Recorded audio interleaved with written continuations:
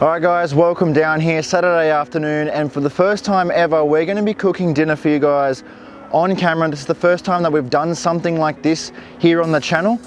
Tonight we're going to be cooking spaghetti bolognese, which is pretty classic. It's fairly easy and you can't make too many mistakes. Spaghetti bolognese is a really cool dish.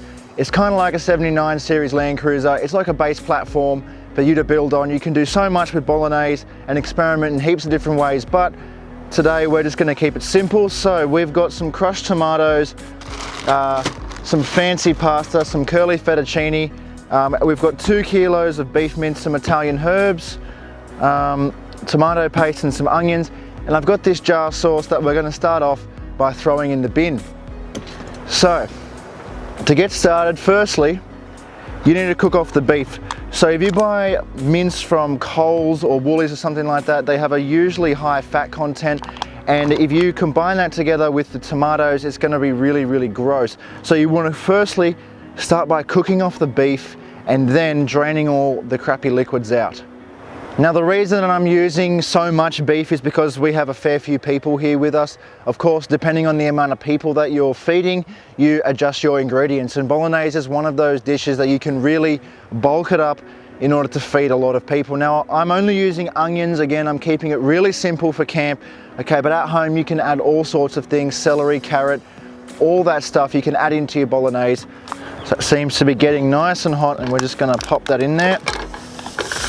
Of course, make sure the paper doesn't fall in, and you're just going to want to break it up as best as you can.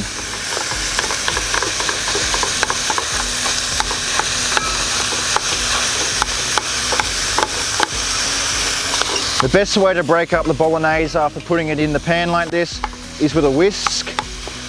Now we're just going to start off and let this one cook through a little bit before we add in the second one. Now the Mid North Coast has not disappointed us again this time. We keep coming back here for a reason. I mean, these places are spectacular. In my opinion, they just keep getting better and better. Here, the Ruins Campground, we've had beautiful weather all weekend, spectacular weather. At the moment, the sun is just setting over the back of the mountains. It's a beautiful sunset here and the perfect time of the day where it's just the right temperature. It's not too cool, it's not too hot. It's been really hot today, and as you can tell, we got a bit sunburnt out there. As you can see here on this first pack, all the fat that's, like the crap that's just at the bottom there, we really want to get that out when we're cooking. I probably should have let this heat up a little bit more before popping this in, but it's alright, it's cooking through nicely. We'll just let that continue to cook for a while. Now of course guys, the most important part to any camp cook is the beer, so grab one, open her up. Just get a look at all that water in there now that this is cooking through. Wow, so much water. And would it really be a camp cook up if you didn't have a cold beer by your side? For us, we've got Great Northerns this time around, one of our favourites. Every single 4-wheel drive cooking show I've seen, they've got a beer by their side, so we're going to do the same. Why not? Now for those of you wondering why we've started to do this, well, professionally, I cook for a living, I'm a chef, and so we kind of wanted to add a little bit of chill vibe to the video, and we also I wanted to find a way to put what I'm trained to do into a video and make it enjoyable for you guys, so here it is. Now this one here, this first one is just about finished, and just have a look at all the crap in there at the bottom, all that stuff, all that water that we're about to drain out before we put the second one on, like that. It's all right, that'll do. Just gonna pop that now, that lot to rest off to the side. That's that. Now let's pop the second lot in. All right, second lot is in. The reason that I'm not combining it all together, like I said in the start, is because of all that fat in the bottom. Now I've made this before, and I've actually made the mistake of leaving it all in and combining it together. Turns your beautiful red tomatoes brown and just is not a nice taste at all. Okay, if you've got really lean mince you get from a butcher and it's a very low fat content, you can combine it in there and not worry about draining it out. But if you notice a large amount of water and fat at the bottom, get it out before you start cooking off your sauce. Now this also means that we don't have to worry about the beef not being cooked when we combine it in with the sauce. So once the beef's cooked, we're going to start with the sauce and then we're going to add the beef back in after. We're also not worrying about the pasta yet because we need to give the beef and the sauce a while to cook. That's when bolognese tastes the best. Hopefully for the next few cook-ups, we'll think of some more innovative, popular dishes that we can do here.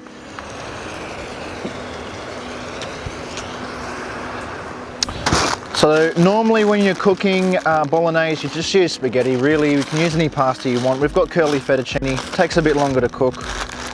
So today we're going to actually be combining this all together. We're going to be cooking the pasta and then combining it together so everyone gets kind of like an even serve. At home you can do it however you like. At your campsite in the bush you can do it however you like also. How I do it is not the be all end all. Again, like I said, it's a very popular base dish. Yeah, this one's coming along nicely now, as you can see, starting to cook through and we're starting to get the water come out at the bottom. Okay, looking at me weird, bro. See what I mean? Everyone kind of gives you this look of disdain. It's like, oh, look at him, he's filming himself cooking. Like, so what? Oh well, they can subscribe too. All right. Right.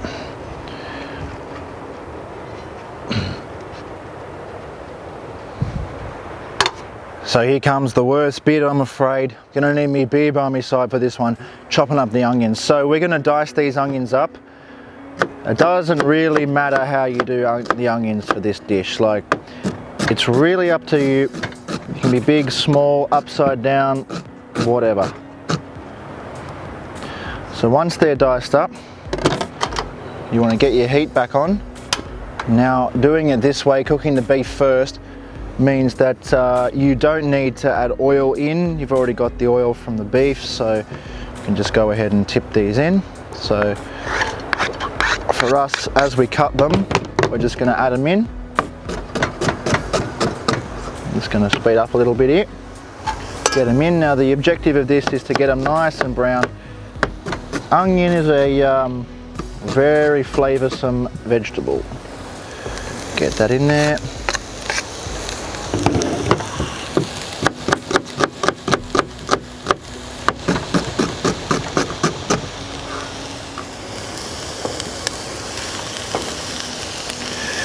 Now this dish, like many, onion is the base for it. Onion just contains so much flavour. It's one of my favourite vegetables to cook.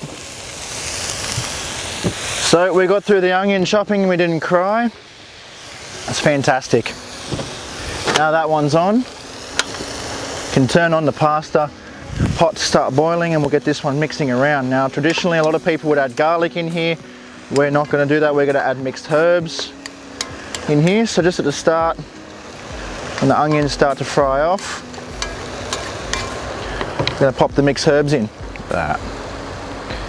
Oh, that's a lot, but that's good. We are cooking a lot. Mixed herbs in, get it around. Now unfortunately the heat is going down on this when it should, realistically it needs to stay strong. Whenever you're sauteing off onions, it needs to be strong heat and consistent heat so that the onions get a nice golden brown colour and become nice and sweet. It's alright, this will still work. We're actually going to let these ones cook down for a while before we add in our tomato paste. Have a look at this. Darth Vader stubby holder, $5 from Coles. Best thing I ever bought. Keeps the Northerns nice and cold. Looks the part too. Looks nice, but needs to get a bit more heat. Hopefully soon the old butane stove will kick up. I've got a really old video on my channel on gas versus butane, and you'll see that one of the weaknesses of these butane cookers is when the wind hits it directly. It's so weak and it can't really hold the power up, but they are very versatile with their grill setup. You can take the grill off, that's why we've got it here. Now it doesn't get much better than this. Mid North Coast sunset while cooking spag bowl. Couldn't ask for much more, to be honest. Right, now while that's cooking off, We've got some Italian crushed tomatoes. I've chosen basil and oregano. Saves me from buying basil and oregano. It's in there, and I've also just got some plain crushed tomatoes. Beats that stuff that I threw over there earlier, that pre-made jar sauce. Hate to see it, but look at that, starting to come through, starting to shrink down a little bit. Mix herbs in there early on. Get some nice flavour right throughout the dish. We might pop some more in later, depends how herby we want it. Spaghetti Bolognese is pretty similar to a 79 series Land Cruiser, right? It's kind of like a base with limitless potential. Spaghetti Bolognese, it's like a base, you can do so much to it. You can just add everything, still tastes great. 79 series Land Cruiser, you can just add everything, still tastes great. So now it's time to add in our tomato paste. I'm gonna add the whole tin in. That's a whole 140 grams of tomato paste in there. Hopefully it'll make it heaps tomatoey, heaps nice. That's what we're after. We're really after that rich tomato taste here. Nice herby tomatoey flavour. Mix that in, get that covering it all up. Get that, that's it. Next step, take a sip of beer. Now, unlike every other 4-drive cooking show, I'm not going to marinate the spaghetti bolognese in beer, I'm going to drink it instead. Cheers. Alright, now tomato paste is in. It's time to add this enormous amount of beef back in. Going to use a ladle.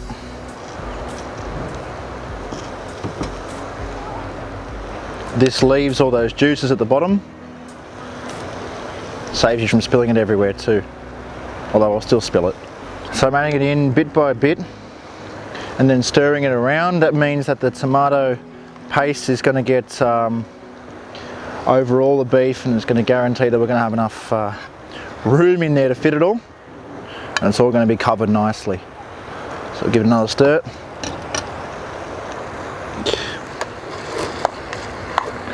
Look at that. It's coming along nicely. Yeah, it's all in. Just, man, that's full as. Now all of our beef is in.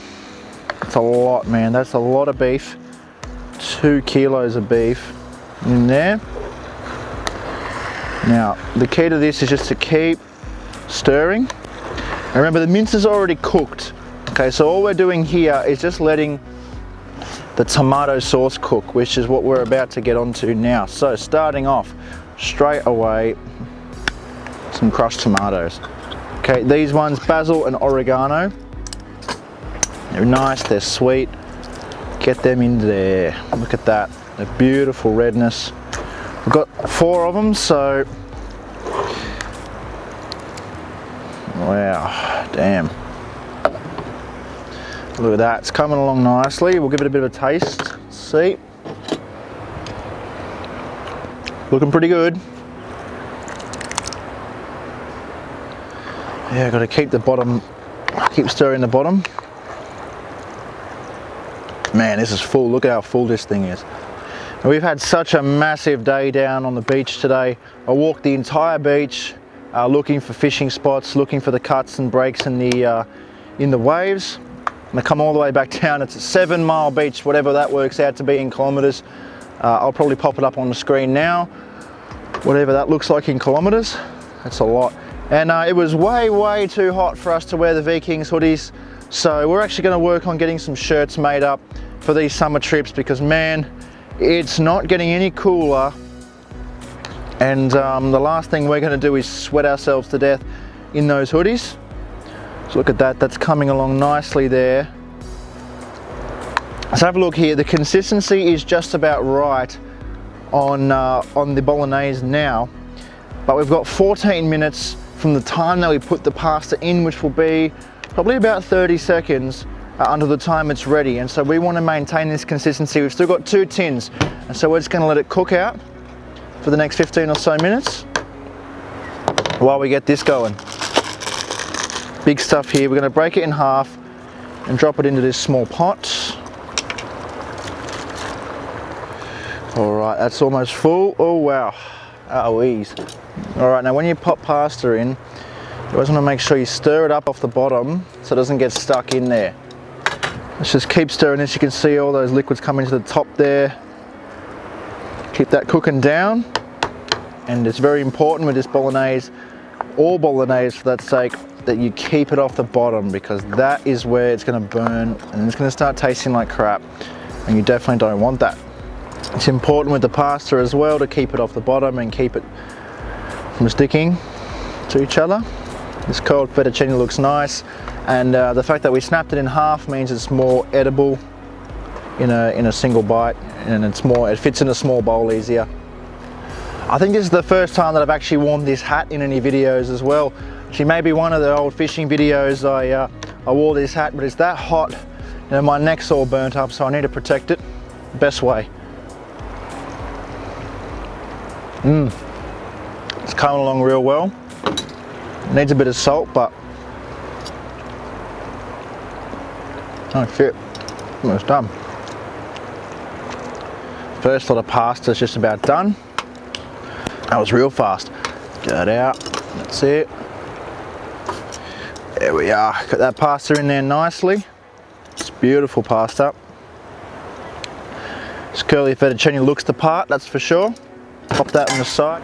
Yeah, the longer that you let this cook, the more the flavours of that tomato is going to come out. Once it starts boiling, you know it's cooking well.